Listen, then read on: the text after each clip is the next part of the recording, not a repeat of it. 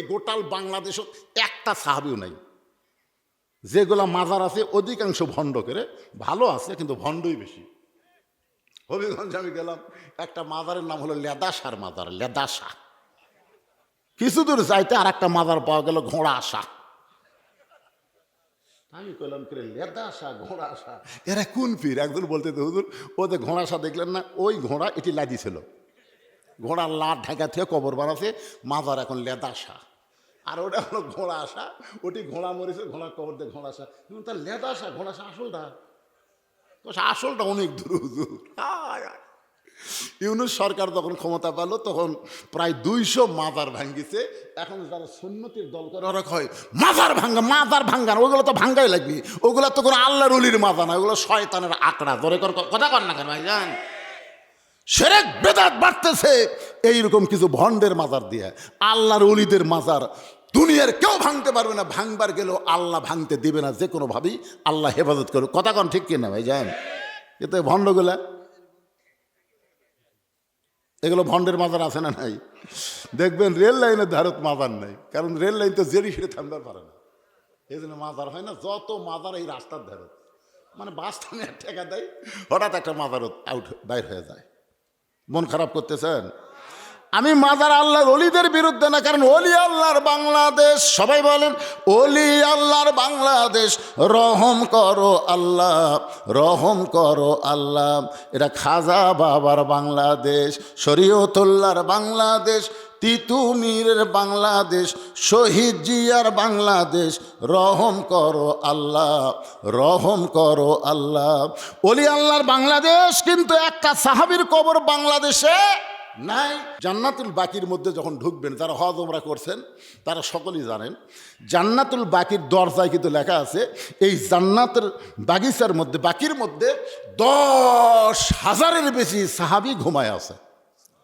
সুবহানাল্লাহ কর না কেন রে? আর একই গোরস্থানের মধ্যে 10,000-এর বেশি সাহাবী ঘুমায় আছে। সুবহানাল্লাহ কর। জান্নাতুল বাকিতে ঢুকতে সর্বপ্রথম যার কবর পাবেন সেই কবর হলো ওসমান গনির কবর। সুবহানাল্লাহ। দেখবেন একটা ছোট্ট পাথরে খোদাই করে লেখা আছে ওসমান গনি। আল্লাহ রাসূল বলেছেন আল্লাহ গানিয়ন, এটা কোরআনের কথা, আল্লাহ গানিয়ন ও আনতুমুল ফুকারা ইল্লা ওসমানু গানিয়ন। সাহাবেরা বললেন হুজুর আসমানের ধনী হচ্ছে আল্লাহ, আর দুনিয়ার ধনী ওসমান কেমনে হলো? রাখালি করেছেন আল্লাহর নবী। দেখেন নবী তার মেয়েকে রাখালি করতেছেন, মাত্র 9 বছর বয়স। ফাতেমার বয়স হলো মাত্র কয় বছর? 9 বছরের ছোট্ট মেয়েকে নবী এসে দেখে ঘরের মধ্যে বসা, ফাতেমা মুচকে মুচকে হাসতেছে আর 2 হাতে চুরি দিচ্ছে, চুরি চুরি, সেই সময় যে চুরি আছে চুরি হাতত দিয়ে মুচকে মুচকে হাসতেছে। এই দৃশ্য দেখার পরে নবী আর ঘরের মধ্যে ঢুকলেন না।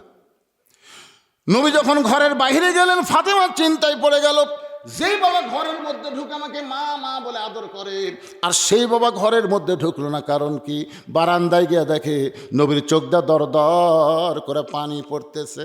ফাতেমা হাঁটু গেড়ে বসে বলতেছে বাবা কি দুঃখে আপনি এমন করে কাঁদতেছেন? রাসূল বলে ফাতেমা দুনিয়াতে যে সাজবে মা, আল্লাহ তার আখেরাতের শ্বাস কমায় দিবে। বেশি কিছু বলা লাগে না, এইটুকু শুনে ফাতেমা হাতের ছুরি খুলে মাটির ফাইলে দেয়। নবী দৌড়ে গিয়ে ছুরি 2টা করে জামার পকেটের মধ্যে ঢুকায়। ফাতেমা বললেন বাবা যেই ছুরি হাতে দেওয়ার কারণে আপনি ঘরের মধ্যে না ঢুকে বারান্দায় কাঁদলেন, আমি সেই ছুরি ফাইলা দিলাম, আপনি পকেটের মধ্যে কেন ঢুকালেন? রাসূল বলে ফাতেমা আয় আয় তুই আমার কাছে আয়। ফাতেমা যখন নবীর কাছে আইছে, নবী ফাতেমার কপালে একটা চুমা দিয়ে বলতেছে মা একদিন তোর নাকে নাক ফুল পরায় দেব, একদিন তোর কানে দুল পরায় দেব, একদিন তোর গলায় মালা পরায় দেব। ফাতেমা বললেন বাবা কবে কবে? আল্লাহর নবী বললেন সেদিন তোমার বিবাহ হবে। ও ফাতেমা মেয়েরা কেবলমাত্র এক ব্যক্তির জন্য সাজতে পারবে, সেই ব্যক্তি হলো তার স্বামী। স্বামী ছাড়া অন্য কোনো পুরুষের জন্য নারীদের সাজা জায়েজ না। আপনারা বলেন তো মেয়েরা কেবলমাত্র কয় ব্যক্তির জন্য সাজতে পারবে? কথা কন না কেন? কয়জন? তাহলে এখন ওর বিয়ে হয়নি, ওই এত সাজাগুজে রাস্তা বেড়ায়, তার মানে কি? আপনি বাবা হিসাবে আপনার মেয়ের দিকে নজর করার দরকার আছে না নাই? জোরে কোনো আছে না নাই? আপনার বইয়ের দিকে, ছেলের দিকে, মেয়ের দিকে রাখালি করা লাগবে। ওসমান গনি মুচকি মুচকি হাসতেছে, হাসার কারণ হলো রাখাল যারা হবে তাদের ভাষা গরম হয় লাগবে। ওসমান গনি আবার বসে রাখালে হাত ধরছে, ধরে বলতেছে ভাইজান আচ্ছা আপনার কোনোদিন আমি সামনে কাতারে দেখি নাই, আজকে প্রথম দেখতেছি, কারণ কি? রাখাল বলতেছে কারণ আবার কি, বারান্দার বসে দেখা যায় না? বারান্দার নামাজ পড়ি, দেখবার পাই না দেখে আজকে সামনে কাতারাচ্ছি। দেখা হলেই তুমি মনে করো না যে আগামীকাল আবার আসবো। আমি সেই মুসল্লি না, আজকে খুব কষ্ট করে আসছি ভাই, কারণ বারান্দার যে মজা আছে সামনে সে মজা নাই। কারণ বারান্দার সবার শেষে আসে আগে যাওয়া যায়, ধরে কথা ঠিক করে বারান্দার দেখবেন শেষে আসে আগে যায়, কিন্তু এই জায়গাতে আসলে সহজে। তাহলে আজকে দেখা হলেই আমি আর কোনোদিন সামনে কাতারে আসবো না। ওসমান গনি বলতে ভাই আপনার যে দেখা হবে তার গ্যারান্টি কি? রাখাল কয় পাগল নাকি রে, দেখা হবি না মানে? আমার চোখের পাওয়ার ভালো। ওসমান গনি বলে ভাইজান আজ কয়েক বছর হলে সামনে কাতারে নামাজ পড়তেছি, এখন পর্যন্ত আমার দেখা হয় নাই। রাখাল ওসমান গনির চোখের দিকে তাকায় আস, কি বললা ভাইজান? ওসমান গনির চোখের পানি বের করে বলে ভাইজান কয়েক বছর হলে সামনে কাতারে নামাজ পড়ে এখনো পর্যন্ত দেখা হয় নাই। রাখাল দেখতে চায় হজরত ওমরকে, আর ওসমান দেখতে চায় নামাজের মালিক আল্লাহকে। আল্লাহ রাসূল একটা লোভ দিছে, লোভ। বুখারী শরীফের প্রথম হাদিস আপনারা দেখবেন কিতাবুল ইহসানের মধ্যে, আনতা আবুদুল্লাহ কাআন্নাকা তারাহু ফাইন লাম তাকুন তারাহু ফাইন্নাহু ইয়ারাকা। কোন আল্লাহর বান্দা যখন নামাজের মধ্যে শামিল হবে, নামাজের মালিক আল্লাহকে দেখতে পাবে। আল্লাহ যদি দেখা না যায়, আল্লাহ তাকে দেখতেছে, এই বিশ্বাস তার কলিজার মধ্যে আসবে। আপনারা বলেন তো আমরা যখন মসজিদের মধ্যে যাই আমাকে দেখে কে? আরো জোরসে বলুন। তাহলে আল্লাহ যদি আমাকে দেখে, আল্লাহর সামনে কেমন পোশাক পরে যাওয়া লাগবে? আপনি প্রধানমন্ত্রীর অফিসে যদি যান যেমন তেমন পোশাক পরে যাবেন, এসপির অফিসে যদি যান যেমন তেমন পোশাক পরে যাবেন। কিন্তু আমার এক চাচা আছে গ্রাম সম্পর্কে, চার হাতে একটা গামছা গাওয়াত দিয়ে জোহর নামাজ পড়বার আসতেছে, এরকম গামছা গাওয়াত দিয়ে আসতেছে। তাই বললাম চাচা এই গামছা গাওয়াত দিয়ে মসজিদে আসতেছেন? চাচা বলতেছে ফতুয়া দে, তুই ফতুয়া দে, নামাজ হবি না, ফতুয়া দে। আমি বললাম চাচা গামছার কথা বলতে আপনি এত রাগ করেন? এই জন্যই তো হাসিনা এত রোগ দেখা পারেন না, এই জন্যই। চাচা এত খেপছেন, খেপার কারণ হলো গামছা তোর কোন জায়গায় বাজলো? আমি বললাম চাচা এত রাগ করেন না, এই গামছা গাওয়াতে আপনি বিয়ের বাড়ি যাওয়ার পারবেন। চাচা বলতে তুই কি মনে করছেন ফকির? এই বছরই 5টা পাঞ্জাবি বানাচ্ছি, এই বছরই গামছা গাওয়াতে বিয়ের বাড়ি যাবো কেন? চাচাই গামছা গাওয়াতে জামাইয়ের বাড়ি যাওয়ার পারবেন? চাচা রাগ করে কয় ওয়াজ করে তোর বুদ্ধি কমিছে রে, কেন জামাইয়ের দাম নাই? জামাইয়ের বাড়িতে কোনো শ্বশুর গামছা গাওয়াতে যায়? আমি জামাইয়ের বাড়ি যাওয়ার পারবেন না, বিয়ের বাড়ি যাওয়ার পারবেন না, আর আল্লাহর ঘরত আসতেছেন। তখন লাভ উল্টা বলতেছে, বুঝাচ্ছে যে আল্লাহ মনে হয় দেখে না। এমন ফুল ফেল পড়ছে, 60 একটা টিকলা পর্যন্ত গাওয়াত দিয়ে রুকুর থেকে যে শেষ দাঁত গেছে, দ্বিতীয় কাতারের মুসল্লির কাবা পরিবর্তন হয়ে গেছে। মানে রুকুর থেকে শেষ দাঁত গেলে পিছনে ট্যাপার লাগাল ফুলে আছে, ওইটা যদি কেউ দেখে আর কাবা ঠিক আছে। আর ওই জায়গায় শার্ট না পরে একটা পাঞ্জাবি যদি পরতো, পাঞ্জাবি দিয়ে ওর পিছন সাইজটা ঢাকতো। তোর কথা কন না কেন ভাইজন, কথা কন না কেন? আপনি আল্লাহর ঘরত যাবেন, আল্লাহ নামাজ পড়বেন। কোরআনে আল্লাহ বলেছেন লেবাসুত তাকওয়া, যেই পোশাক পরলে তোমার মধ্যে আল্লাহর ভয় সৃষ্টি হবে, এমন পোশাক পরা দরকার। জোরে কোন কথা ঠিক কি না? এমন সব পোশাক পরে একটু মনোযোগ দিয়ে শুনবেন। রাখাল বলতেছে আর কান্দো না, আর কান্দো না। ওসমান গনিকে বলতেছে আর কান্দো না, আসলেই তুমি যদি দেখবার চাও তাহলে আমার হাত ধরো। ওসমান গনিকে রাখাল বলতেছে যদি তুমি দেখবার চাও তাহলে তুমি আমার হাত ধরো, আমি নিজেও দেখব এবং তোমাকে দেখায় দেব। এমন সময় আল্লাহর কোরআন ওসমান গনির সামনে এসে বলতেছে, ইয়া আইয়ুহাল্লাযীনা আমানুত্তাকুল্লাহা ওয়া কুনু মা'আস সাদিকিন। ওসমান গনি রাখালের হাত ধরে আছে, হাত ধরে এই আয়াতের দিকে খেয়াল করতেছে, আল্লাহ আমার নিজের যোগ্যতায় আমি কোনোদিন তোমাকে দেখবার পাইনি, কিন্তু আজকে এমন একজন আল্লাহওয়ালা পাইছি যে নিজেও দেখবে এবং আমাকেও দেখায় দিবে। সুবহানাল্লাহ কর না কেন? ভালো মানুষ কিন্তু সব মানুষকেই ভালো মনে করে, ধরে কোন ঠিক কিনা? রাখাল যখন কইছে আমার হাত ধরো, আমি নিজেও দেখবো তোমাকেও দেখায় দেব, ওসমান গনি বিশ্বাস করে হাত ধরে এই আয়াত তেলাওয়াত করতেছে, অকুনু মা'আস সাদিকিন। আল্লাহ বলেছে সত্যবাদী তোমরা সাথী হও। হাত ধরে চিন্তা করতেছে, আল্লাহ আজ কি হবে? এ ভাই আমার নিজেও দেখবে আমাকেও দেখায় দিবে। ওসমান গনি মহব্বত করে রাখালে হাতটা ধরে বসে আছে। কিছুক্ষণ পরে যখন জামাতের সময় হয়েছে, এমন সময় মুয়াজ্জিন আকামত শুরু করেছে। যেই মাত্র আকামত শুরু করেছে, আপনার বলেন তো আর কোনো মুসল্লি কি বসে থাকা যাবে? ওসমান গনি রাখাল দুইজন উঠেছে, ওসমান গনি রাখালের হাত ধরে আছে। আর রাখাল কালে আকামত যখন মুয়াজ্জিন দেয়, মেহরাবের মধ্যে হযরত উমর ঢুকতেছে। যখন মুয়াজ্জিন আকামত দিবে তখন কিন্তু ইমামকে মেহরাবের মধ্যে ঢুকতে হবে। উমর ফারুক যখন মেহরাবের মধ্যে ঢুকছে, রাখাল খালি বারবার ওসমান গনি হাত ধরে আছে, আর রাখাল খালি দেখতেছে, কে রে? এটাই তো রে, এই তো আমাকে করলো। উমরক যদি দেখবার চাস তো সামনে কাতারে যাস। আবার উমরের জায়গা দিয়ে কি দেখতেছি, কি এক গোলক ধাতার মধ্যে পড়লাম রে। মুয়াজ্জিন যেই মাত্র বলছে কদ কামাদিস সালাম, সঙ্গে সঙ্গে রাখাল আল্লাহু আকবার। রাখাল যেই মাত্র আল্লাহু আকবার কইছে, ওসমান গনি রাখালে হাতটা ছাড়া দেয়, বলতেছে ভাইজান ইমাম সাহেব যখন ভুল করে তখন মুসল্লি লোকমা দেয়, এখন পর্যন্ত আকামতি শেষ হয় নাই, আর তুমি আল্লাহু আকবার লোকমা দেওয়ার কারণ কি? রাখাল বলতেছে এই জন্যই তো তুমি কানা, তুমি দেখবার এসে দেখবার পাও না, এই জন্যই তো তুমি কানা, দেখবার এসে দেখবার পাও না। এই কথা যখন 2-3 বার ওসমান গনিকে বলছে, দ্বিতীয় কাতারের মধ্যে এক সাহাবী আর সহ্য করতে পারে না, দৌড়ে এসে রাখালের হাতটা ধরে হ্যাঁচকা টান দেয়, বলে পাগল রে, তোকে সামনে দেখি আমার সন্দেহ হয়েছে, যে মানুষটা তখন তোর হাত ধরে দাঁড়িয়েছিল, যাকে তুই বারবার কানা কানা বলে তিরস্কার করতেছিস, এই মহামানবকে তুই চিনিস? যে এতক্ষণ তোর হাতটা ধরেছিল, যারে তুই কানা কানা বলে তিরস্কার করলি, এই মহামানবকে তুই চিনিস? রাখাল বলতে আমি বারান্দাত নামাজ পড়ি, আমি ভিতরের কাউরে চিনি না। সাহাবী বলে পাগল, যেই মানুষটাকে তুই কানা কানা বলে তিরস্কার করলি, ওই মানুষটা হলো আল্লাহর নবীর ডবল জামাই ওসমান গনি। আল্লাহর নবীর ডবল জামাই, যার এই জামাই হওয়ার কারণে আল্লাহ একটা ডিগ্রি দিয়েছে জুন্নুরাইন, 2টা নূরের অধিকারী। জোরে কার সুবহানাল্লাহ। ও বলতেছে আসমানের ধনী হচ্ছে আল্লাহ, আল্লাহ গানি হন, আর ওয়ান্তুমুল ফুকারা, দুনিয়ার সবাই হলো ফকির। তো ওসমান কেমনে ধনী হলো? আল্লাহ রাসূল বললেন তাহলে শোনো। একজন সাহাবী আমার কাছে এসে কাঁদতেছে। রাসূল বললেন কান্দো কেন? বলে কান্দার কারণ হলো হুজুর আজকে কয়দিন হলো না খেয়ে আছি, ক্ষুধার জ্বালায় খুব কষ্ট পাচ্ছি। সঙ্গে সঙ্গে নবী এভাবে জুব্বা তুললেন। সাহাবী তাকায় দেখে নবীর পেটত পাথর বান্ধা।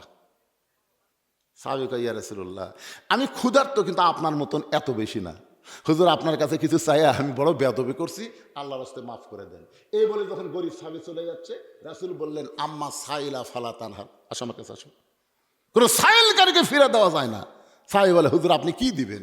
আপনি আমার চাইতে বড় ফকির, আপনার তো দেওয়ার মতন কিছু নাই।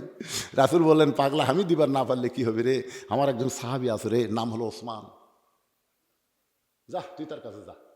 নবীর কথা মতো ওই সাহাবী ওসমান গনির কাছে কাছে সন্ধ্যার সময়, ধরে কোন সময়? সন্ধ্যার সময় যায় দেখে ওসমান গনির একটা বাতির আলো একটু বেশি হয়েছে, বাতি ঘরত আছে তো আলো একটু বেশি হচ্ছে, শোলটা টেনে টেনে আলো কমাচ্ছে। সাহাবী কয় হাই রে হাই, আর চাইতে বেশি আলো লে আমার ভরত বাতি জ্বলে, আমি জীবনে শোলটা টানি না রে। ই কি কৃপণের কৃপণ আল্লাহ রে, ই বলে আমাকে আবার দান করবি। নবীর কাছে এসে বলতে হুজুর আপনি দিবার পারেন না ঠিক আছে, কিন্তু এই কৃপণের কাছে আমার কেন পাঠাতেন? আল্লাহ রাসূল বলে তুমি কি তোমার অভাবের কথা কছো?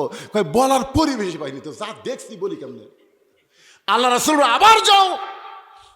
পরদিন আবার নবীর কথা মতো সকালবেলায় ওসমান গনির দরবারে গিয়ে দেখে ওসমান গনির বালিশ ফাটা তুলা ঘরের মাঝাত পড়ে গেছে। ওই তুলাটা ওসমান গনি খুঁটায় খুঁটায় বালিশের খোলের মধ্যে তুলতেছে, তুলে খুঁটিয়ে খুঁটিয়ে বালিশের খোলের মধ্যে ঢুকায়। গরিব খয় এরকম তুলে যদি আমার ঘরত পড়তো, আমি সামটা দিয়ে ঝাড় দিতাম রে। এক বলে আবার খুঁটিয়ে খুঁটে খোলের মধ্যে ঢুকান লাগবে। এর মতন কৃপণ আমারে কি দিবে? নবীর কাছে গিয়ে বলে, রাসূলুল্লাহ আপনি দিবার পারেন না, ঠিক আছে, কিন্তু এমন কৃপণের কাছে আমারে কেন পাঠালেন? রাসূল বলে, তুমি কি তোমার অভাবের কথা কইছো? বলে, যা পরিবেশ দেখলাম বলার সাহস পাইলাম না। আল্লাহ নবী বলে, আবার যাও। পরদিন সকালবেলা গরিব সাহাবী ওসমান গনির দরবার গিয়া দেখে ওসমান গনি খালি গায়ে বসে আছে, খালি গায়ে, কোলের মধ্যে আছে একটা ছেঁড়া পাঞ্জাবি। এভাবে যখন পাঞ্জাবি তুলছে, গরিব সাহাবীর তাকায় দেখে 10-15 জায়গার ছেঁড়া। এখন ওই পাঞ্জাবি সেলাই করার জন্যে সুয়ের মধ্যে সুতা ঢুকাবার চাই, কিন্তু ওসমান গনির চোখের পাওয়ার একটু কমে গেছে, কারণ 30 পারা কোরআন তিনি নিজের হাতে লিখেছে। সুবহানাল্লাহ। এই সুয়ের মধ্যে যখন সুতা ঢুকাবার চাই, সুতাটা এই দিক দিয়ে যায়, এদিক দিয়ে যায়। গরিব সাহাবী রাগ করে মনে মনে কয়, তোকে আল্লাহ যে টাকা দিছে রে, 1,000 লক্ষ নতুন পাঞ্জাবি কিনা যাবে আর পুরানো পাঞ্জাবি সেলাই করবি, এখন বিপদ হলো সুয়ের মধ্যে সুতা ঢুকতেছে না। হাই রে কৃপণের কৃপণ। বারবার দেখতে দেখতে এক সময় গরিব বলতেছে, ওসমান ভাই। ওসমান ভাই পিছন থেকে তাকাবেন, আসসালামু আলাইকুম ভাইজান, কি খবর? বলে, রাস্তা দিয়ে যাচ্ছিলাম ভাই, কিন্তু আপনার অবস্থার দিকে খুব দয়া লাগতেছে। ওসমান গনি বলতেছে, ভাই রে আসো, আমার সুয়ের মধ্যে একটু সুতা ঢুকা দাও। গরিব এসে গেলে সুই ধরিছে, ঢুকা দিছে। ওসমান গনি খফ করে হাত ধরে বলতেছে, ভাইজান আসলে তুমি আমার চাইতে অনেক ধনী। গরিব কই, ইয়ারকি মারেন, ইয়ারকি মারেন। ওসমান গনি বলতেছে, ভাই রে চোখের দিক দিয়ে তুমি আমার চাইতে অনেক ধনী ভাই। এই যে আমার সুয়ের মধ্যে সুতা ঢুকায় দিলাম, এর বিনিময়ে তুমি কি নিবা? গরিব বলতেছে, হাত ছাড়েন। কি কি দিবেন আপনি? গরিব মনে মনে চিন্তা করতেছে, পরপর 3 বার যা দেখছি কিছু দিবি। বলতেছে, ভাইজান হাতটা ছাড়েন। ওসমান গনি বলতেছে, ভাইজান এই যে সুয়ের মধ্যে সুতা ঢোকাইয়া আমার ছেঁড়া পাঞ্জাবি সেলাই করার সুযোগ করে দিলা, এর বিনিময়ে তুমি কি নিবা? গরিব বলতেছে, আমার হাতটা ছেড়ে দেন। ওসমান গনি ডাক দিয়েছে, ম্যানেজার। সঙ্গে সঙ্গে ম্যানেজার বলে, হুজুর আমারে ডাকলেন কেন? বলে, আমার গরিব ভাই সুয়ের মধ্যে সুতা ঢুকাইয়া আমার ছেঁড়া পাঞ্জাবি সেলাই করার সুযোগ করে দিল, এর বিনিময়ে একে 100টা উট দিয়া দাও। গরিব বলে, হুজুর কি করলেন? সামান্য সুয়ের মধ্যে সুতা ঢোকানোর কারণে আপনি 100 উট দিয়া দেবেন? ওসমান বলে, ম্যানেজার আমার এই গরিব ভাইকে তুমি 200 উট দিয়া দাও। গরিব বলে, হুজুর আপনি কি করলেন? সামান্য সুয়ের মধ্যে সুতা ঢোকাইলে আপনি 200 উট দিবেন? ওসমান গনি বলে, ম্যানেজার ওই ফার্মে কত উট আছে? বলে, 2000-এর মতো হবে। ওসমান গনি বলে, আমার ভাইকে ফার্মের 2000 উট দিয়া দাও। গরিব বলতে, হুজুর যা বলছেন বলছেন, আর বাড়ান না হুজুর। তাহলে পরপর আমি 3 বার কি দেখলাম? ওসমান গনি বলে, ভাই কি দেখছো? বলে, প্রথম দেখলাম আলো বেশি হয়েছে বলে সলতাটাই না আলো কমায় দিলেন, তারপরে বালুশ ফাইটে তুলা পড়ে গেছে, ওই তুলা খুঁটায় খুঁটায় বালুশের মধ্যে ঢোকালেন, তারপরে দেখলাম সুয়ের মধ্যে সুতা ঢোকাবেন ছেঁড়া পাঞ্জাবি সেলাই করার জন্যে, সেই সুয়ের মধ্যে সুতা আমি ঢোকায় দিলাম। ওসমান কান্দের, ভাইজান পরপর তুমি 3 বার দেখছো, তার নাম হলো দুনিয়া, আর তোমারে যেইটা দিলাম তার নাম হলো আখিরাত।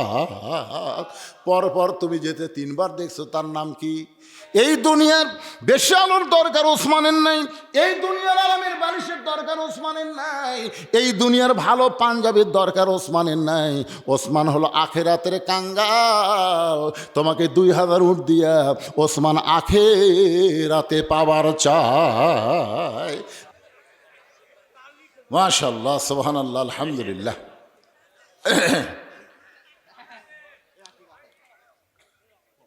তাকবীর এটা মুসলমানের সকলের জন্যে। আপনি যখন জন্ম নিয়েছেন, আপনার ডান কান্দে বাম কান্দে তাকবীর দিছে, আপনি জানেন? ডান কান্দে আজান, বাম কান্দে কি? আকামত। তো আজান আকামতের প্রথম শব্দ কি? মাশাআল্লাহ। আবার যখন দুনিয়া থেকে বিদায় নেবেন, আপনার লাশ সামনে নিয়ে জানাজার নামাজের প্রথম শব্দ কি? মাশাআল্লাহ। তাহলে জন্মিলেও আল্লাহ, মরলেও আল্লাহ। আবার সে আল্লাহ আকবার বলতে আমাদের কোনো আপত্তি নাই। এখন আসেন যে কোরআন শরীফের তাফসীর শুনবেন, এ কোরআন আসলে কি? মানুষটির নাম হলো হযরত উমর। জোরেগণ নাম কি? আল্লাহ রাসূল বলেছেন, আমি হলাম ইসলামের প্রচারক আর উমর হচ্ছে ইসলামের প্রসারক। গোটা বিশ্বের সব জায়গায় ইসলামকে চিনেছে হযরত উমর ফারুকের সময়। জোরেগণ সুবহানাল্লাহ। এক সময় তাকে বলা হতো অর্ধ জাহানের খলিফা। অর্ধ, আমিও আজকে বলেছি, বাংলাদেশের মতন 96টা দেশ একত্র করলে যত বড় হয়, ততটুকু এরিয়ার তিনি খলিফা ছিলেন। ধরে এখন সুবহানাল্লাহ। আপনার বলেন তো এই হযরত ওমর যে এত বিশাল রাজ্যের খলিফা হলেন, এটা কিসের জোরে?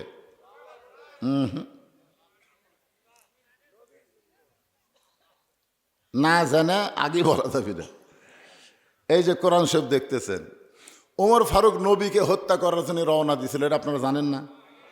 আচ্ছা, সরাসরি নবীর কাছে না এসে রাস্তার মধ্যে খবর পেল তার বোন ভগ্নিপতি ইসলাম ধর্ম গ্রহণ করছে।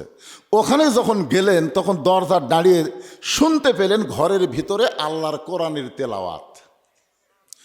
ইন্নামাল মুমিনুনা আল্লাযীনা ইযা যুকিরাল্লাহু ওয়াজিলাত কুলুবুহুম ওয়া ইযা তুলিয়াত আলাইহিম আয়াতুহু জাদাতুহুম ঈমানাও ওয়া আলা রাব্বিহিম ইয়াতাওয়াক্কালুন।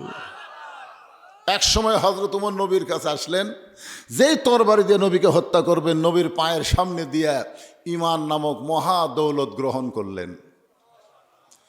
এই কোরআনের ওসিলায় আল্লাহ এক সময় হযরত ওমরকে অর্ধজাহানের খলিফা বানায় দিলেন।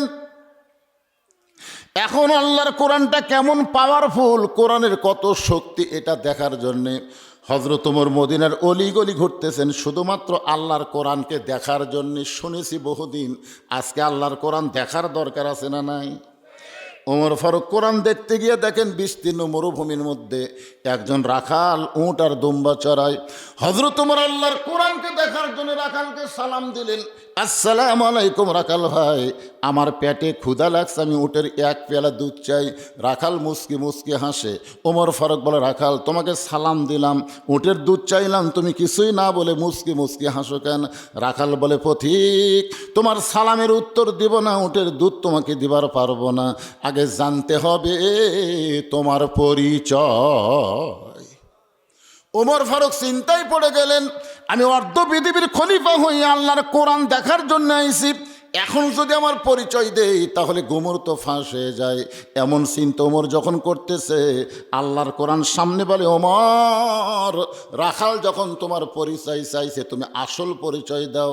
তোমার আসল পরিচয় তুমি ওমর না, তোমার আসল পরিচয় তুমি অর্ধজাহানের খলিফা না, তোমার আসল পরিচয় হলো মিল্লাতা আবিকুম ইব্রাহিম ওয়া সাম্মাকুমুল মুসলিমিন।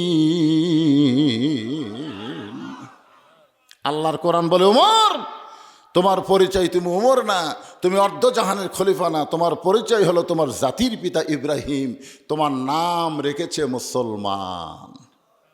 আমাদের জাতির পিতার নাম কি? যারা বলতেছেন না তারা কি অন্য কাউকে জাতির পিতা বানাচ্ছেন? তাহলে জবান খুলে বলেন, জাতির পিতার নাম কি? আরো জোরে। শেখ মুজিবর। যেই বলবো শেখ মুজিবর আপনার বলবেন ঘোড়ার ডিম। ধরে বলেন কিসের ডিম? ঘোড়ার কি ডিম হয়? তার মানে বোঝা গেল শেখ মুজিবর জাতির পিতা হয়। মুসলমানদের জাতির পিতা আল্লাহ কোরআনে বলেছেন, মিল্লাতা আবিকুম ইব্রাহিম ওয়া সাম্মাকুমুল মুসলিমিন। ওমর ফারুক বলে, রাখাল আমার পরিচয় যদি শুনতে চাও তাহলে আমার পরিচয় হলো আমি একজন মুসলমান। রাখাল মুস্কি মুস্কি হাসে। ওমর ফারুক বলে, আমি কোরআন থেকে মুসলমানের পরিচয় দিলাম, এরপরও হাসো কেন? রাখাল বলতেছে, আসল না নকল? ওমর ফারুক চুমকে উঠছে। ওমর ফারুক বলে, মুসলমান তো মুসলমানই, এর মধ্যে আসল নকল কি? রাখাল বলতেছে, আসল মুসলমান যারা হবে তারা চাওয়ার ব্যাপারে সতর্ক থাকবে। আসল মুসলমান দরকার হলে ফাঁসির মঞ্চে যাবে, কিন্তু রাষ্ট্রপতির কাছে বাঁচার দরখাস্ত লিখবে না। এরকম কিছু মুসলমান আমাদের বাংলাদেশে ছিল, আপনারা জানেন, যে মুসলমানদেরকে বলা হলো ফাঁসির দণ্ড থেকে যদি বাঁচতে চান রাষ্ট্রপতির কাছে দরখাস্ত লেখেন, রাষ্ট্রপতি দয়া করে যদি মাফ করে আপনার ফাঁসি হবি না। ওই মুসলমানের উত্তরে বলল যে এরকম বহু রাষ্ট্রপতিকে আমরা জীবনে মরা দেখছি, যারা মরে যায় তাদের কাছে কোনো ইমানদার জীবন ভিক্ষা চায় না। ধরে কার কথা ঠিক কিনা? জীবন ভিক্ষা চাইতে হবে কার কাছে? যিনি কোনোদিন মরে না। বলেন তো তিনি কে? কুল্লু মান আলাইহা ফানিউ ওয়া ইয়াবকা ওয়াজহু রাব্বিকা যুল জালালি ওয়াল ইকরাম। ওমর ফারুক বলে, রাখাল মুসলমান তো মুসলমানই, এর ওদের আসল নকল কি? রাখাল বলতেছে, আসল মুসলমান যারা হবে তারা চাওয়ার ব্যাপারে সতর্ক থাকবে। তুমি সত্যি করে বলো তো, তুমি দুধ চাইছো কার কাছে? ওমর ফারুকের চোখ দিয়ে দর দর করে পানি পড়তেছে। আল্লাহ, তোমার কোরআন যখন দুনিয়াতে চালু থাকবে, উমর যদি ভুল করে, একটা রাখাল পর্যন্ত ভুল ধরার সাহস পাবে। ধরে গেল সুবহানাল্লাহ। আপনারা বলেন তো, আপনাদের মসজিদে আল্লাহর কোরআন চালু আছে না নাই? ইমাম যদি ডবল টাইটেল হয়, ডবল দাওরা হয়, তারপরও আসরের নামাজে 3 রাকাতে যদি বসে, একটা অটো ভ্যান এলাকা আল্লাহু আকবার আল্লাহু আকবার, ইমাম কয় কে রে, আমি দাওরা পাস, টাইটেল পাস, এতদিন 4 রাকাত পড়াছি, আজকে 3 রাকাত বসমরে, আমি ওঠবো না। এই বলে করে ইমাম যদি বসাই থাকে, আপনার বলেন তো মসজিদের মুসল্লি ইমামের পক্ষ নেবে না ভ্যানালার পক্ষ নেবে? কারণ ভ্যানালা যেটা করছে ওটাই ঠিক, ইমাম যেটা করছে ওটা হাসিনা। জোর করে ক্ষমতা থাকবার চাই, উঠবার চাই না। জোর এখন কথা ঠিক কি না? হাসিনার সবচাইতে বড় দোষ কি জানেন? একবার ক্ষমতার চেয়ারে পায়া আর ছাড়বার চাই না। দিনের ভোট রাতে করে, আয় আয়, 1 তারিখ বলে দেয়, এত সালের আগে নামাইকে। ওমর ফারুক চোখের পানি বের করে বলতে, রাখাল ভাই, সাওয়ার ব্যাপার আমার ভুল হয়ে গেছে। রাখাল বলতে, ভুলটা যখন স্বীকার করেছো, তাহলে আল্লাহ তোমাকে তওবা করার সুযোগ দিয়েছে। সুবহানাল্লাহ কর না কেন? ভুল স্বীকার করলে তওবা করার সুযোগ আছে না নাই? আমরা 4 ভাই, আমরাই 4 ভাই। আর বড় ভাই আওয়ামী লীগ, আমি ইসলামী দল, আর আমার 2 ভাই বিএমপি, আর ছোট 2টা বিএমপি। 5ই আগস্ট হাসিনা যখন পড়ে গেল, তখন আমার বড় ভাই চলে আসলো আমার মাদ্রাসার মসজিদে বিকেলবেলায়। মানে চিহ্নিত আওয়ামী লীগ তো, যদি কিছু হয়, এই ভয়ে চলে আসলো হুজুরের কাছে। আমি সিসি ক্যামেরাতে দেখে নিয়েছিলাম, এসে বললাম, ভাই খবর কি? তওবা করব। আমি তওবা করবার চাই ভাই। যেই দলের প্রধানমন্ত্রী থেকে মেম্বার পর্যন্ত পড়ে যায়, এই দলতার আমি নাই। আপনারা বলেন তো, যদি ভুল বুঝে তওবা করে, আল্লাহ মাফ করবে কি করবে না? আপনাদের এলাকায় যারা আওয়ামী লীগ করতো, আমি তাদেরকে বলি, ভাই জান, একটা নেতাও দেশত নাই যেই স্বপন হাসিনাকে হজরত বানাচ্ছে, উনিও নাই। জোরে করেন কথা ঠিক কিনা? যেই স্বপন আমাকে কালাই খেতলাল আক্কেলপুরের মধ্যে ঢুক ফের দেয়নি, আজকে আমি কুটি রে।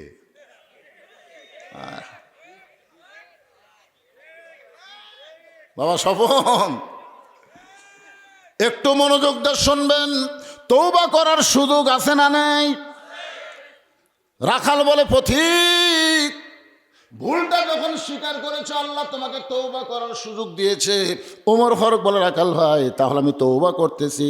রাখাল বলে, তুমি মূর্খ মানুষ, তুমি তওবা কেমনে করবা? ওমর ফারুক বলে, আমি মূর্খ তোমার কে কইছে? রাখাল বলে, যে বেটা চাওয়ার ব্যাপারে সতর্ক হয় না, এ দুনিয়ার সবচাইতে বড় মূর্খ। আপনার বলেন তো, ডক্টর কামাল শিক্ষিত না মূর্খ? ওই বাংলাদেশের সংবিধান লিখতে পারে, কিন্তু 18 সালে যখন ঐক্য জোট করছিল, তখন ডক্টর কামালের নেতৃত্বে একদল গেছিল সিলেট শাহজালাল মাজারে। পেপারে কাটিং আছে আমার কাছে। ওরা মাজারত যায় 2 হাত তুলে বলতেছে, বাবা বাবা, আমরা ভোটর দাঁড়াছি। যত বড় শিক্ষিত হোক, আল্লাহ বাদ দেয়, বাবার কাছে যদি হাত তোলে, ও শিক্ষিত না হলো বন্ড মূর্খ। ধরে কোন কথা ঠিক না? রাখাল বলে, তুমি যদি শিক্ষিত হও, তাহলে তুমি সাওয়ার ব্যাপারে ভুল করলে কেন? তুমি তওবা নিজে করতে পারবে না, আমি তোমাকে তওবা পড়াই। এবার রাখাল হজরত উমরকে তওবা পড়বে। রাখাল উমরকে তওবা পড়াবেন। উমর ফারুক তওবা পড়তে চায়। আজকে যারা মাগরিব এশার নামাজ না পড়ে ওয়াজ শুনতেছেন, আপনাদের তওবা করার দরকার আছে না নাই? যদি ফজর আগে মারা যান, যারা মাগরিব এশার নামাজ বাদ দেওয়া শুনতেছেন, কিরে দাঁড়িয়ে আছো তারা, কি খবর? এই মাইক আলার খবর খারাপ, উমিও পড়েনি। তাছাড়া আমার মাইক চ্যান করবি কেরা? ফজর আগে যদি মরে যান, দুনিয়ার সমস্ত মানুষ আপনাদের জানাজা দিলেও আপনার জান্নাত পাবেন না। কারণ নামাজ না পড়ার কারণে আপনি বেঈমান হয়ে গেছেন। জোরে কোন কথা ঠিক কিনা? লা সালাতা লা ঈমানা। রাসূল বলেছেন মান তারাকা সালাতু মুতাম্মিদান ফাকাত কাফারা। ইচ্ছা করে এক ওয়াক্ত নামাজ বাদ দিলে সে আল্লাহর সঙ্গে কুফরি করলো। আর মাগরিব এসে বাদ দেওয়া মানে কয় ওয়াক্ত দিছা? আর আমরা যারা নামাজ পড়ছি যেভাবে নামাজ পড়া দরকার আমাকে সেভাবে হয়নি। এই কারণে নামাজি বেনামাজি সকলে মিলে তওবা পড়ার দরকার আছে না নাই? তাহলে আমার সঙ্গে সকলে পড়েন আস্তাগফিরুল্লাহ রব্বি মিন কুল্লি যামবি ওয়া তুবু ইলাইহি লা হাওলা ওয়ালা কুওয়াতা ইল্লা বিল্লাহিল আলিয়্যিল আযীম। ওমর ফারুক তওবা করার পরে বলতেছে, ও রাখাল ভাই আল্লাহর ওয়াস্তে উটের এক পেয়ালা দুধ দাও। আগে কি কইছিল? রাখাল ভাই উটের এক পেয়ালা দুধ দাও। তওবা করার পরে বলতেছো রাখাল ভাই আল্লাহর হস্তে উটের এক পেয়ালা দুধ দাও। রাখাল মুস্কি মুস্কি হাসে। ওমর ফারুক বলে, রাখাল আবার হাসতেছে কেন? বলে হাসার কারণ হলো তওবা করার পরে তুমি আবার মুনাফিকি করলে। যেই কইছে মুনাফিক, ওমর ফারুকের চেহারা রক্তের মতো লাল। মুখে যা আসে তা বলো কেন? আমার ওদের মুনাফিকের কি দেখলে? রাখাল বলে, এই মিয়া সিল্লেস কেন? লিমা তাকুলু মা লা তাফালুন। তোমার মুখের সাথে মনের মিল নাই। তুমি সত্যি করে বলো তো, আমি কি উটের মালিক? আমি যদি উটের মালিক হইতাম তুমি আমাকে রাখাল বললা কেন? আর যখন রাখাল বলেছো তখন তোমার মন বলতেছে আমি উটের মালিক না। আর মালিক বাদ রাখালের কাছে কেউ যদি আল্লাহর হস্তেও চায়, রাখাল দিবার পারবি? যার প্রমাণ আমি নিজে। আপনার বাইকওয়ালা মাহফিল করে টেস্ট থেকে যেই মাত্র নামছি, ইতিমধ্যে 100 টাকার একটা চকচকা লোট আমার হাতের মধ্যে একজন দিয়া কয়, হুজুর দোয়া করেন। আমি বললাম, কি দোয়া ভাই? কারণ বইয়ের বেটা বাচ্চা হয়েছে, আল্লাহ যেন একটা পুত্র দে। আমি চোখ বন্ধ করে দেখলাম আমার দোয়া দিয়ে কাম হবি না, কারণ আমি নিজেই 3টা মেয়ের বাপ। আমার দোয়া দিয়ে যদি কাম হতো তাহলে আল্লাহ আমাকে একটা পুত্র দিত। জোরে কোন কথা ঠিক কিনা? আপনারা কি মনে করছেন পরপর 3টা মেয়ে আল্লাহ আমাকে দিয়েছে, আমি কিছুই দোয়া করিনি? প্রথম মেয়ে হওয়ার পরে আমি খুব একটা বেজার না, কারণ প্রথম মেয়ে হওয়া রহমতের লক্ষণ। কিন্তু পরের বার যখন বইয়ের বাটে বাচ্চা এলো, আমি সেই দোয়া করছি, আল্লাহ একটা মেয়ে দিয়েছে, এবার একটা ছেলে দাও। আল্লাহ আবার একটা মেয়ে দিল। 2 মেয়ে যখন আমার বিয়ের বয়স হয়ে গেছে, তখন আমি 3য়বার আর একটা চান্স নিলাম আমার বাপ মায়ের অনুরোধে। আল্লাহ সেইবারও একটা মেয়ে দিছে। তার মানে বোঝা গেল এত দোয়ার পরে আমার বইয়ের পেটেই পুত্র হয়নি। আমি 200 টাকা দিয়ে বললাম, ভাই কয় না হুজুর আমি তো টাকা চাইনি। আরে পাগলা তুইও যা আমতাই। বলে আমি হলাম শ্রোতা, আপনি হলেন বক্তা, আপনার সাথে আমার তুলনা কেমনে হয়? বলে পাগল, পরপর 3টা মেয়ের বাপ। আমার দোয়াতে যদি পুত্র সন্তান হতো তাহলে আল্লাহ আমাকে একটা পুত্র দিত। লোকটা বলে, হুজুর তাহলে আপনার টাকা আপনি দেন, আমার না আমাকে দেন। ওরে যখন টাকা দিছি মারতেছে দৌড়ে, পিছন থেকে হাত ধরে বললাম, কোথায় যাবি? বলে ওই হুজুরের কাছে যাবো যার বেটা চাওয়াল আছে। আমি কইলাম, কোনো হুজুর না, কোনো পীর না, কোনো মাজার না, পাবার যদি চাও তাহলে মালিকের কাছে চাও। পাবার যদি চাও তাহলে চাইতে হবে কার কাছে? রাখাল বলে, পথিক সত্যি আল্লাহর হস্তে উঠে যদি এক পেয়ালা দুধ চাও তাহলে এখানে মালিকের বাড়ি হলো 10 মাইল দূরে। ওই মালিকের বাড়ির দরজাত গিয়ে বলো, মালিক তোমার রাখাল উট আর দুম্বা চড়াই, তুমি মালিক যদি হুকুম দাও তাহলে রাখাল আল্লাহর হস্তে উটের এক পেয়ালা দুধ দিবে। ওমর ফারুক বলে, রাখাল ভাই এত কষ্ট করে মালিকের বাড়ি যাওয়ার দরকার নাই, বরং তোমাকে 2টা টাকা দিলাম, এই 2টা টাকার বিনিময়ে তুমি উটের এক পেয়ালা দুধ দাও। রাখাল বলতে তো, পথিক তুমি কি হজরত উমরকে চিনো? রাখাল হজরত উমরকে বলে, পথিক তুমি কি হজরত উমরকে চিনো? যদি উমরকে চিনতা তাহলে এরকম বেসাইদা প্রস্তাব দিতা না।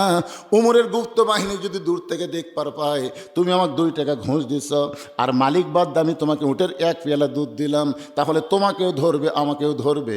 এ বুড়া বয়সে কি তুমি ধরা খাবার চাও? ওমর ফারুক বলে, রাখাল ভাই তাহলে চলো পাহাড়ের গুহার মধ্যে যাই, ওই গুহার মধ্যে গিয়ে গোপনে তোমাকে 2টা টাকা দেব, আর তুমি গোপনে উটের এক পেয়ালা দুধ দিবে।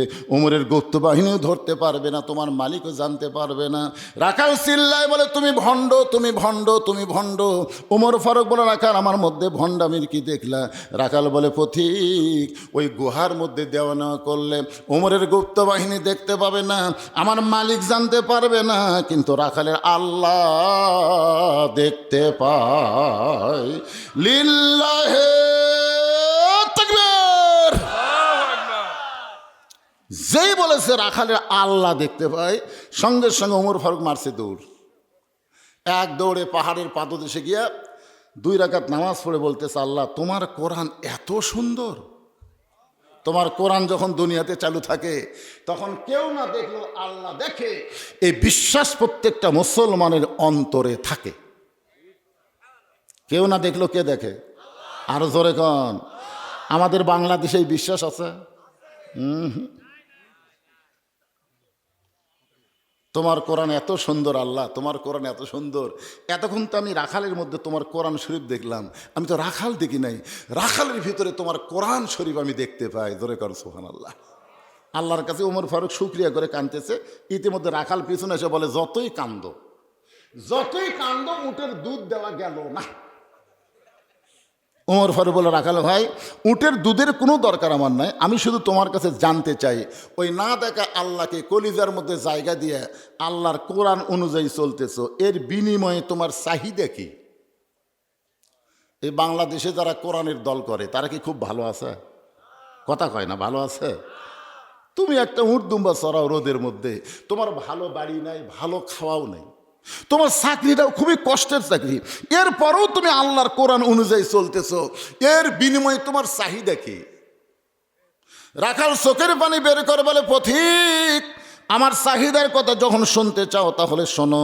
আমার চাহিদা হলো রব্বানা আতিনা, সকলে পড়েন, রব্বানা আতিনা ফিদ দুনিয়া হাসানা তাও অফিল আখিরাতি হাসানা ওয়াকিনা আযাবান্নার।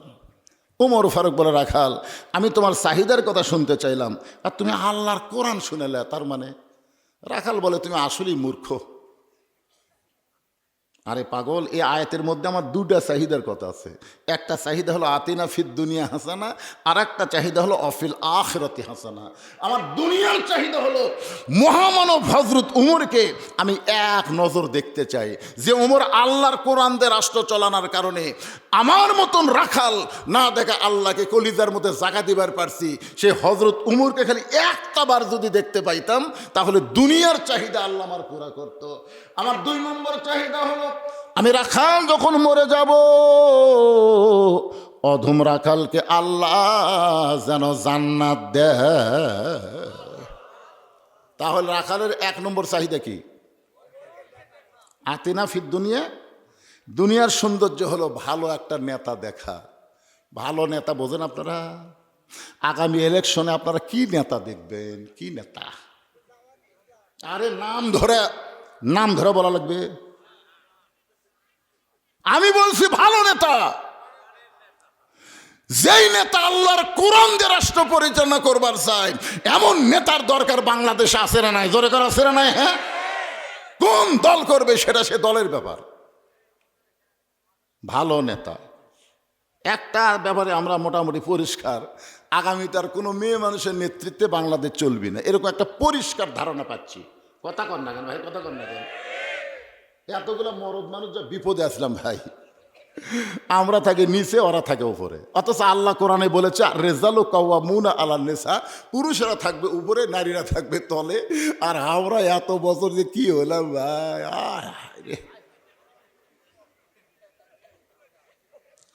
আগামীতে এই 90% মুসলমানের দেশে কোন নারী নেত্রী আমরা দেখতে চাই না। জোরে কোন কথা ঠিক?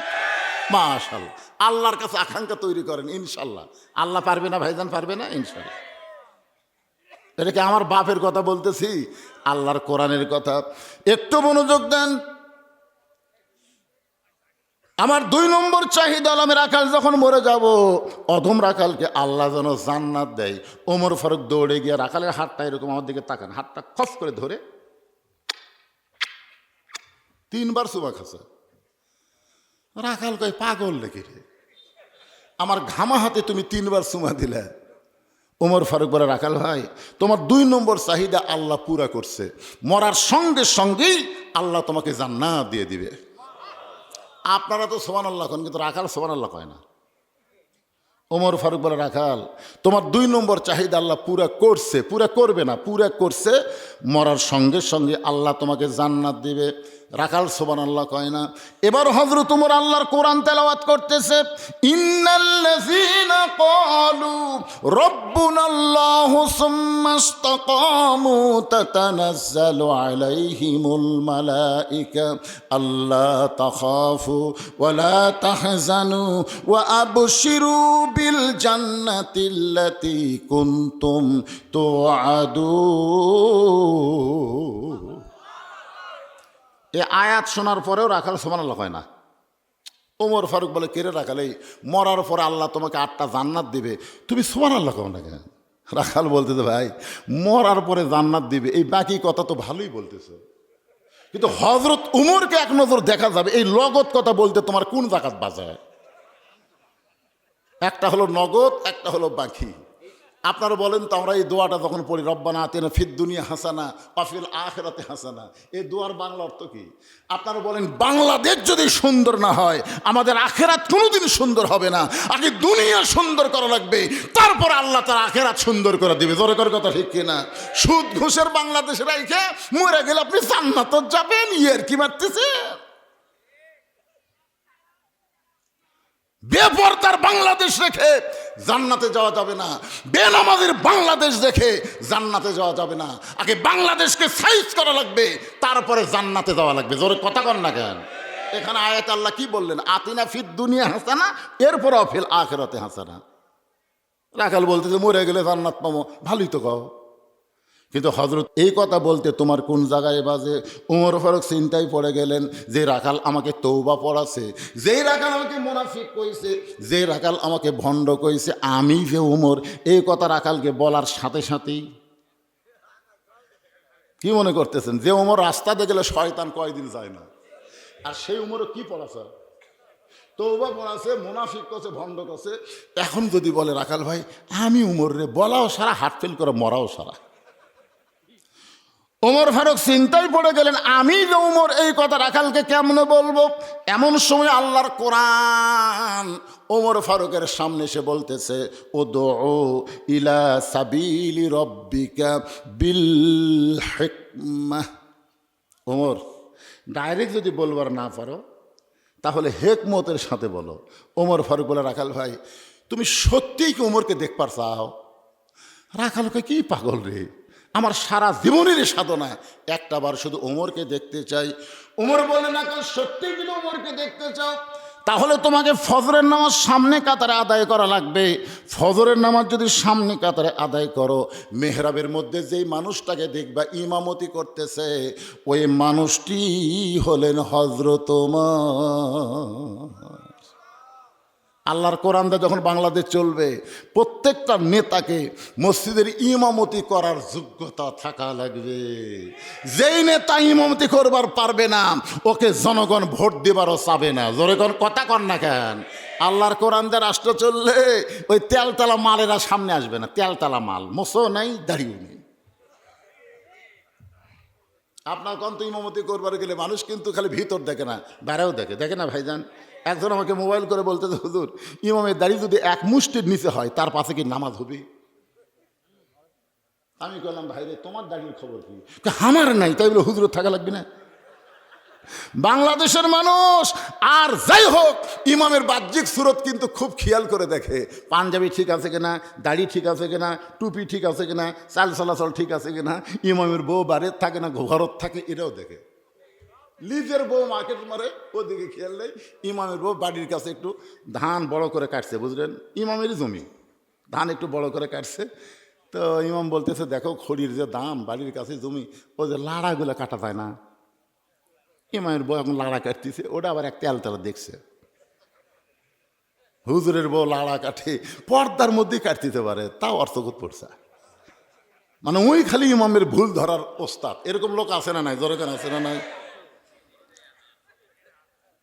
ওমর ফারুক বলেন, রাখাল ভাই সত্যিই যদি ওমরকে দেখতে চাও, তাহলে তোমাকে ফজর নামাজ সামনে কাতার আদায় করা লাগবে।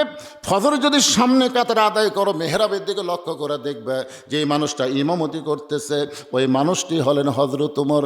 রাখাল ছোট বাচ্চার মতন কান্না শুরু করছে। এতক্ষণ পর্যন্ত রাখাল কিন্তু কান্দেনি, এবার কান্না শুরু করছে। ওমর ফারুক বলে, কান্দো কেন? রাখাল বলতেছে, আমি বারান্দার নামাজ পড়ি ভাই, আমি ভিতরে ঢোকার সাহস কোনো দিন পাই না, কারণ ভিতরে নবীর দামি দামি সাহাবী, আর দামি দামি সাহাবের মধ্যে আমি সাধারণ রাখাল কেমনে যাই? এই জন্য আমি বারান্দায় নামাজ পড়ি, আমি ভিতরে ঢোকার সাহস পাই না। ওমর ফারুক বললেন, তুমি কম দামি আর ভিতরে দামি দামি, এই বুঝটা তোমাকে দিল কে? তুমি বারান্দায় নামাজ পড়ো, তুমি কম দামি, আর যারা ভিতরে নামাজ পড়ে তারা বেশি দামি, এই বুঝটা তোমাকে দিল কে? আমি চেয়ারে বসে ওয়াজ করতেছি, সোফায় বসে, আমি বেশি দামি, আপনারা মাটির বসে ওয়াজ শুনতেছেন, আপনারা কম দামি, এই বুঝটা আপনাদের দিল কে? অনেক বক্তাকে আল্লাহ জাহান্নাম দিবে, অনেক শ্রোতাকে আল্লাহ বিনা হিসাবে জান্নাত দিয়া দিবে। এটা মনে করেন না। বক্তারা ওয়াজ করে বলে ওরা দামি। আল্লাহ কোরআনে বলেছেন, ইন্না আকরামাকুম ইনদাল্লাহি আতকাকুম, ওই ব্যক্তি সবচাইতে দামি হয় যার কলিজার মধ্যে আল্লাহর বেশি ভয়। যার কলিজার মধ্যে আল্লাহর কি ভয়? বেশি ভয়। আমার মতন বহু বক্তাকে জিব্বাতে এরকম বসি দিয়া, বুঝলেন, জাহান্নামের ফেরেশতারা টানে টানে নিয়ে যাবে জাহান্নামের দিকে। আপনারই বলবেন, হুজুর, ও হুজুর, আপনার ওয়াজ শুনে আমল করে আমরা জান্নাতে যাচ্ছি, আপনার খবর কি? আল্লাহ তখন বলবে, লিমা তাকুলু মা লা তাফআলুন, এ বক্তার ওয়াজ ভালো রে, কিন্তু আমল খারাপ। এই খালি ওয়াজ করছে, ভালো আমল করেনি, এই জন্যই জাহান্নামী। তখন আপনারাই বলবেন, আল্লাহ, যে হুজুরের ওয়াজ শুনে আমরা জান্নাতি হচ্ছি, এই হুজুরকে আমাকে সাথে দেওয়া যায় না? তখন আল্লাহ বলবে, পালা তাস্তাহি আনফুসুকুম, তোরা জান্নাতি হওয়ার কারণে তোদের চাহিদা মতো আমি হুজুরকে মাফ করে তোদের সাথে দিয়ে দিলাম। হুজুরের ওসিলায় আপনারা জান্নাতি না, বলে আপনাদের ওসিলায় আল্লাহ হুজুরকে জান্নাত দিবার পারে। সুবহানাল্লাহ বলেন, সুবহানাল্লাহ বলেন। ওমর ফারুক বলেন, রাখাল, তুমি বারান্দায় নামাজ পড়ো, তুমি কম দামি, আর ভিতরে যারা নামাজ পড়ে এরা বেশি দামি, এই বুঝটা তোমাকে দিল কে? তুমি যে হযরত ওমরকে দেখতে চাও, তাহলে তোমাকে সামনে কাতারে যাওয়া লাগবে। এখন কি বলবা কও? রাখাল বলতেছে, পথিক, এতদিন এশার নামাজ পড়ে বাড়িতে যাচ্ছি, কিন্তু আজকে এশার নামাজ পড়ে আর আসবো না। ওমর ফারুক চুম করছে, এশার নামাজ পড়ে বাড়িতে আছে, আজকে এশার নামাজ পড়ে আসবে না কেন? বলে, এশা পড়ে যদি বাড়িতে আসি তো ফজর সামনে ধরা যাবে। ওমর ফারুক বলতেছে, রাখাল বলো তো, 5 ওয়াক্ত নামাজের মধ্যে 3 ওয়াক্ত তাড়াতাড়ি আর 2 ওয়াক্ত লম্বা কেন?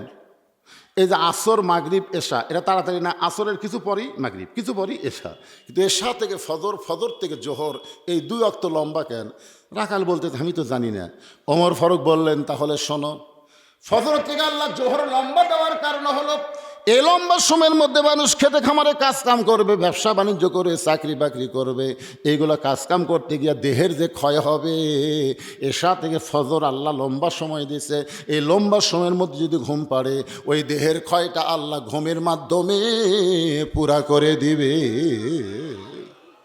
তাহলে এশার নামাজ পড়ে ফজর একটা লম্বা সময়, এই সময় যদি তোমার চোখত ঘুম ধরে, রাখাল বলতে, ঘুম যদি ধরে তাহলে মসজিদের মধ্যেই ঘুমাইয়া যাব। যেই বলছে মসজিদের মধ্যে ঘুমাবো, ওমর ফারুকের চেহারা রক্তের মতো লাল। এই, মসজিদের মধ্যে ঘুম পাড়ার দলিল দে। তুই যে মসজিদে ঘুম পাড়বো তার একটা দলিল থাকা লাগবে না? কথা কর না, মানে ঘুম পাড়ার দলিল থাকা লাগবে না? এখন ঘুম তো দূরের কথা, সবাই নামাজ পড়ে বাড়িতে গেছে, ওরা 3 জন 4 ফ্যান দিয়ে গল্প করতেছে। 3 জন ফ্যান দিতে করা, 4টা ফ্যান দিয়ে 1 ঘন্টা গল্প করে, গল্প শেষ হয় না। মানে আলুর গল্প করতে করতে, আলুর যে দাম রে, এবার আবার আলু লাগাচ্ছে, গল্প করতে করতে 1 ঘন্টা হয়ে গেছে। ফেরেশতারা বলতেছে, আল্লাহ, সবাই নামাজ পড়ে বাড়ি গেল, এরা 3 জন যে 4 ফ্যান দিয়ে গল্প করতেছে, রেজাল্ট কি? আল্লাহ বলতেছে, এদের মাথার উপর যতক্ষণ ফ্যান ঘুরিছে, এই ফ্যানের কারেন্টের বিল এই 3 জন আলাদাভাবে না দেওয়া পর্যন্ত জান্নাতে যাবার পারবে না।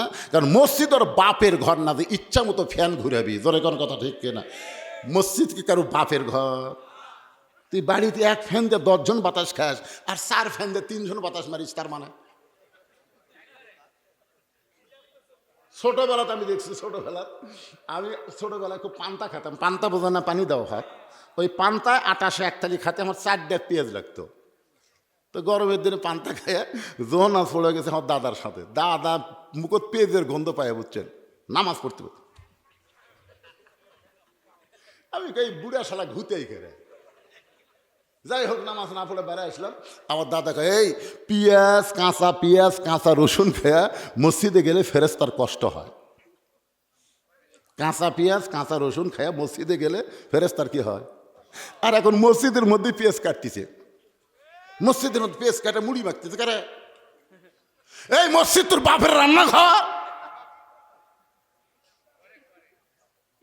এরকম কিছু লোক আছে না নাই? কথা বলেন আছে না নাই? একটু মনোযোগ দিয়ে শুনবেন। ওমর ফারুক বলেন, রাখাল আজানের গুরুত্ব দিও। 5 ওয়াক্ত নামাজের মধ্যে সবচাইতে গুরুত্বপূর্ণ আজান হলো ফজরের আজান। জোরে বলেন কোন নামাজের আজান? এই যুবকেরা, একেরে যুবক, রাত 12টা 1টা পর্যন্ত ফেসবুক চলা, তারপরে ঘুমাই গেলে ফজরের সময় যে একটা আজান দেয়, ওই আজানে একই শব্দ 2 বার বেশি কয়, অন্য আজানে এই শব্দ নাই। যুবকেরা তোমরা কি শুনবার পাও? কিন্তু ওঠো না। আগে আসলো 3 হাত, আজান যে শুরু হচ্ছে ওই 2.5 হাত হচ্ছে, 2.5 হাত। মানে আজান শুনবি না তো। ফজর আজান কিন্তু যুবকদেরকে খুবই খারাপ লাগে। মাথার উপর কম্বল দিছে, এখন মাথার কম্বল দিলে তো পাও বাড়াবি, পাও টেনে বুকের কাছে থোছে। আপনি জানলা দিয়ে তাকাই দেখবেন মানে চাউলের বস্তা ঢাকাতে হচ্ছে। কে রে, মাথাও নাই পাও নাই, গেল কোথায়? বিড়াল যেমন ইন্দুর ধরে চুপি চুপি এসে কম্বল টানলে দেখেন কম্বলের মধ্যে আর সাইজ, আর সাইড টিপে কুত্তার সাইজ একই সাইজ। এরকম কুত্তার সাইজ আপনার দেখেননি? ইয়া গোল হয়ে থাকে, আগা মাথা চেনা যায় না। এই শালা যুবকেরা এরা আজান শুনে গোল হয়। ফজরের নামাজ বাদ দিয়া ঘুম পাড়ে যারা কুত্তার আমল করে তারা, আমি যেই বলবো ফজরের নামাজ বাদ দিয়া ঘুম পাড়ে যারা, আপনারা বলবেন কুত্তার আমল করে তারা। যারা যারা বলবেন না মনে করবেন তারাই ফজর বাদ দেয়। ফজরের নামাজ বাদ দিয়া ঘুম পাড়ে যারা, কুত্তার আমল করে তারা। ফজরের নামাজ বাদ দিয়ে ঘুম পাড়ে যারা। আমি এ ওয়াজ করছিলাম লালপুর নাটোরে, এই ওয়াজে এতে ঘুম পাড়ে যারা কুত্তার আমল করে তারা। ইতিমধ্যে দিকে 4-5টা কুত্তে আসে, বুঝলেন, আমার পথে খেলে ভৌ ভৌ ভৌ ভৌ করে ধরছে। আমি করলাম কে রে, কি করলাম? কুত্তে খাবে। আমি ওয়াজও টান দিতি, আমি টান না দিতি ওরা মারে টান। চিন্তা করলাম কি করলে কুত্তে খাদা। ইতিমধ্যে আল্লাহ আমাকে বলতেছে, হেরে বক্তা, এই তুই কি ওয়াজ করলু? আল্লাহ বলেছেন সোম্মা রদাদনাহু আসফালা সাবিলিন। ফজরের নামাজ বাদ দিয়া ঘুম পাড়ে যারা কুত্তার চাইতেও খারাপ তারা। কুত্তার সঙ্গে তুলনা করা যাবে না, এরা কুকুর শুয়োরের চাইতেও খারাপ। আমি পরে টেপে বললাম ফজরের নামাজ বাদ দিয়া ঘুম পাড়ে যারা কুত্তার চাইতে খারাপ তারা। একবার বলা মাত্রই কুত্তে একটাও নেই। কুত্তা বুঝাই দিল ফজর নামাজ বাদ দিয়ে ঘুম পাড়ে যারা, এরা হামাকের চাইতেও খারাপ। 5 ওয়াক্ত নামাজের মধ্যে ফজরের নামাজের গুরুত্ব কম না বেশি? এত বেশি